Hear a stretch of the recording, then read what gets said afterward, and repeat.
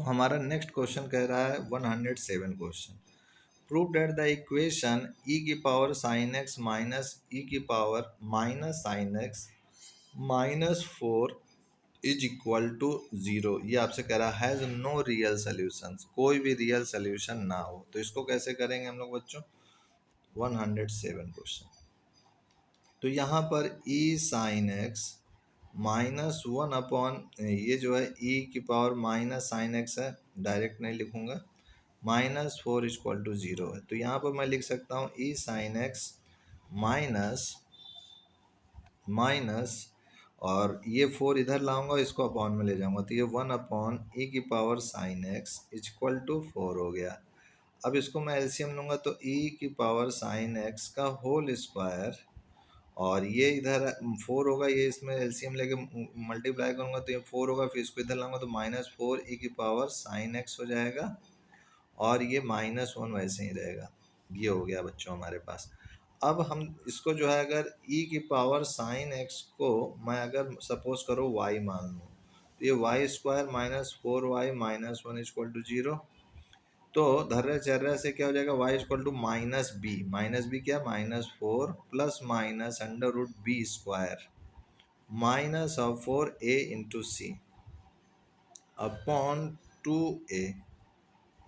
तो इसको सॉल्व करेंगे तो 4 प्लस माइनस 4 का square 16 plus 4 upon 2, this is y। तो ये हो गया y इक्वल टू हो गया हमारे पास 2 कॉमन लिया तो ये 2 प्लस माइनस रूट 5 हो गया y की वैल्यू। और ये y क्या है हमारा हकीकत में, यही है e sine x, that is equal to 2 plus minus root 5। अब हमें पता है कि जो e की वैल्यू है बच्चों वो अप्रॉक्सीमेटली कितनी होती है, 2.72 होती है। तो जाहिर सी बात है कि e की पावर अगर साइन x भी करेंगे तो वो भी जो है वैल्यू 0 से बड़ी होगी और लेस देन ही होगी, क्योंकि साइन x की वैल्यू कहाँ से कहाँ तक होती है, -1 से +1 के बीच होती है। चलिए ये आपको समझ में आ गया। तो यानी हम ये देख सकते हैं कि जिसकी वैल्यू 2.72 से कम होगी, मतलब वो e से कम होगी और इसमें प्लस रूट 5 एक्स्ट्रा है, तो वो उसकी वैल्यू कैसे जो है इसके इक्वल हो सकती है, नहीं हो सकती, जाहिर सी बात है। हम लोग लिखेंगे कि no solution exist, no solution exist, कोई भी सोल्यूशन एग्जिस्ट नहीं कर सकता है। क्यों नहीं कर सकता है? क्योंकि e ऑलरेडी 2.72 है और e साइन एक्स जो है 2.72 से कम है। अगर यहाँ रूट 5 लेते हैं तो ये 2 से बहुत ज़्यादा, 3 से भी ज़्यादा हो जाएगा, और इसकी वैल्यू जब 2 से ही ज़्यादा नहीं है तो इसमें जो ये हो रहा है उससे कैसे ज़्यादा हो सकता है। तो इसलिए no solution exist, this is the right answer. तो 107 के बाद आते हैं 108 क्वेश्चन पे। इसमें कह रहा है आपसे find the coordinates of points of intersection of the curves y equal to cos x, y equal to sine 3x और x की वैल्यू -π/2 से π/2 के बीच लाई कर रही है। तो आइए इसका निकालते हैं पॉइंट ऑफ इंटरसेक्शन। तो 108 क्वेश्चन हमारा, तो यहाँ पर बच्चों पॉइंट ऑफ इंटरसेक्शन की बात कर रहे हैं, इंटरसेक्शन की। तो साइन 3x हमको सबसे पहले गिवन में है कि क्या है, कॉस x के इक्वल है, that is equal to sine π/2 minus x है। अब यहाँ से अगर इनको निकालेंगे तो 3x हमारा हो जाएगा, फिर हमने पता है कि sine theta equal to sine alpha हो तो theta equal to n pi plus -1 की पावर n अल्फा होता है। तो यहाँ पर मैं लिखूंगा एन पाई प्लस -1 की पावर n अल्फा, अल्फा हमारा क्या है, ये है। तो π/2 ये हो गया बच्चों -x, ये हमारा अल्फा की तरह अब काम कर रहा है।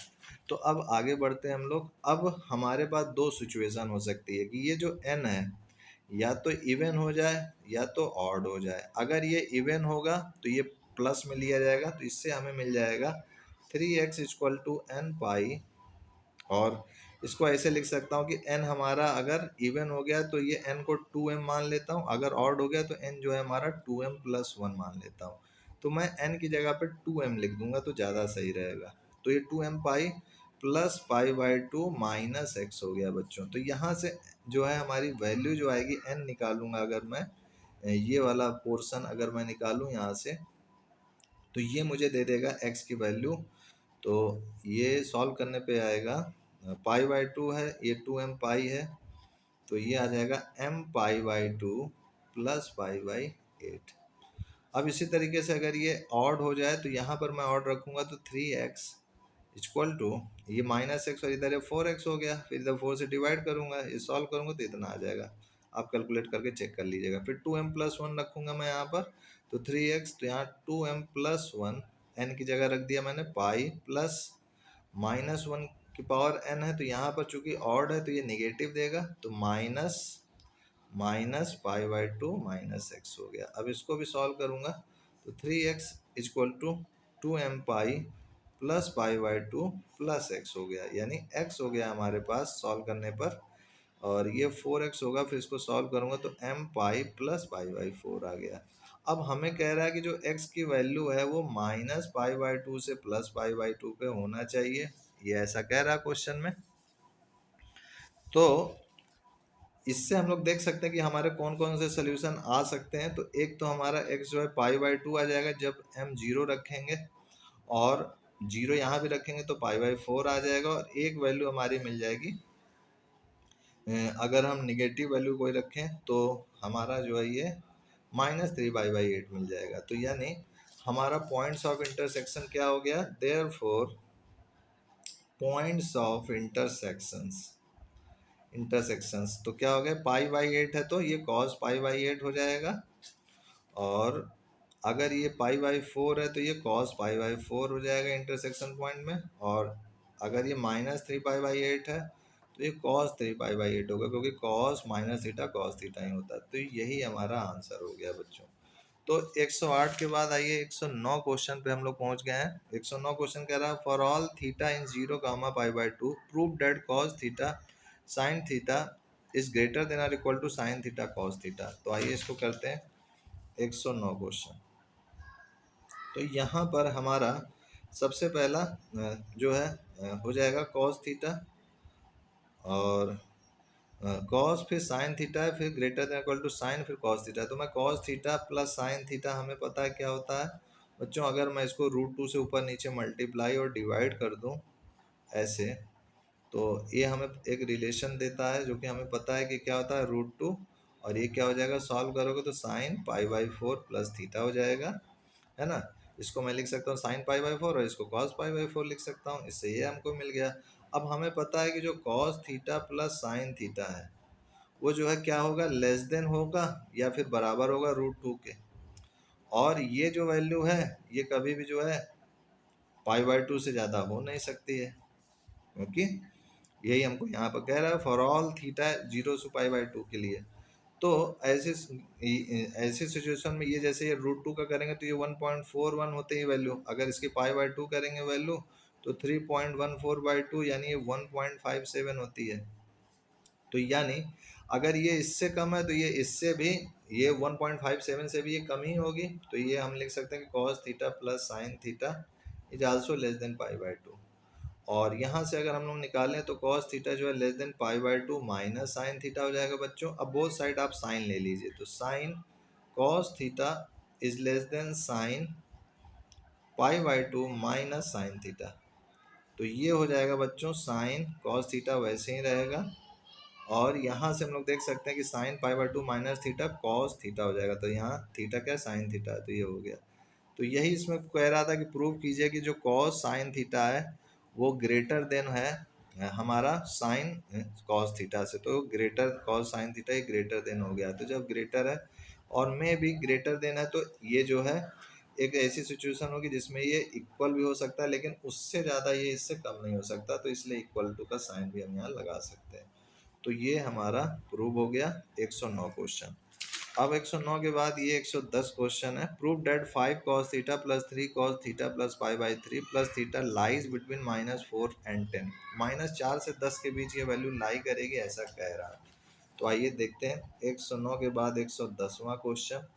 यहाँ पर सिंपली जो है सबसे पहले आपसे कह रहा है f theta that is equal to 5 cos theta plus 3 cos theta plus pi by 3 plus 3 हो गया बच्चों। तो यहाँ पर मैं लिख सकता हूँ f theta equal to 5 cos theta plus 3। अब ये cos a प्लस बी है तो ये क्या हो जाएगा cos a cos b minus of sine a sine b plus 3। अब इसको मैं सॉल्व करता हूँ तो 5 cos थीटा प्लस 3, और कॉस पाई बाई 3 हमारा क्या हो गया 1/2 हो गया, तो 3 इंटू 1/2 कॉस थीटा, और इसको करूँगा तो माइनस साइन थीटा, और ये 3 भी मल्टीप्लाई में है, और ये पाई साइन पाई बाई 3 क्या हो जाएगा √3/2 और प्लस 3 हो गया। तो ये सॉल्व करेंगे तो ये हमारा हो जाएगा 5 कॉस थीटा, और ये कॉस थीटा, तो 5 2 जा 10, और 10 और 3 3 13/2 cos theta minus of 3√3/2 sine theta plus 3, ये हो गया हमारे पास। तो यहाँ से हमको एफ थीटा की वैल्यू मिल गई 1/2 13 cos theta minus of 3√3 sine theta plus 3, ये हो गया। तो अगर मैं इसको r cos अल्फ़ा को 13 मान लूँ और r sin अल्फ़ा को 3√3 मान लूँ, तो ये मैंने आपको मेथड सिखाया था जब मैं ट्रिग्नोमेट्री चैप्टर आपको पढ़ा रहा था बच्चों। तो यहाँ पे ऐसे यूज़ करेंगे तो r क्या हो जाएगा हमारा, r हो जाएगा हमारा a square plus b square, यानी a स्क्वायर हमारा कितना हो गया 13 का स्क्वायर 169, 3√3 का स्क्वायर 27, तो ये आ गया 196, 196 का स्क्वायर रूट कितना होता है बच्चों 14 होता है। चलिए ये आपको समझ में आ गया। अब 14 के बाद हम यहाँ पर क्या करेंगे कि हमारा जो एफ थीटा है वो आया था हमारा सॉल्व करने पे 13/2 कॉस थीटा, और ये और यहाँ पर रखे थे हम लोग वैल्यू, इसकी जगह पे और का सल्फर रखते हैं, रख करके फिर निकालते हैं। तो ये 1/2 ये हो गया बच्चों r cos alpha cos theta minus of r sine alpha sine theta plus 3 हो गया बच्चों। अब उसके बाद इसको सॉल्व करेंगे तो ये 1/2, और ये हमारा हो गया देखिए, इसको मैं हटा देता हूँ, तो ये r कॉमन लूँगा तो देखिए cos a cos b minus sine a sine b हो गया, तो ये हो जाएगा हमारा r cos a plus b हो गया और प्लस 3 हो गया, ये हो गया हमारा। अब उसके बाद जो है हमारा जब इतना हो गया तो ये हमें पता है कि r क्या है 14 हमने निकाला, तो यहाँ 14 रख देते हैं, 14/2 cos theta plus alpha plus 3, तो ये क्या हो गया बच्चों यहाँ पर सॉल्व करने पर 7 cos theta plus alpha plus 3। अब हमें पता है ये चीज़ कि जो कॉस थीटा प्लस अल्फ़ा की वैल्यू है वो कहाँ से कहाँ तक लाई करती है, -1 से +1 के बीच में लाई करती है। तो यहाँ से हमको क्या मिल जाएगा, 7 से मल्टीप्लाई कर देंगे तो -7 cos theta plus alpha is less than r equal to +7। अब यहाँ पर +3 भी है तो +3 भी पूरे में जोड़ दीजिए, तो -7 + 3 7 cos theta plus alpha plus 3 less than r equal to 7 + 3। तो यहाँ से बच्चों क्या मिल जाएगा हमारा, ये -4 less than r equal to 7 cos theta plus alpha plus 3 is less than r equal to 10। यही हमसे क्वेश्चन में कह रहा था, IIT JEE का क्वेश्चन है ये 1979 का, कि प्रूव कीजिए कि ये जो वैल्यू है वो -4 से 10 के बीच में लाई करेगी। तो ये वैल्यू हमने ला के दिखा दी। तो आज के लिए इतना ही बच्चों, and I will see you next time.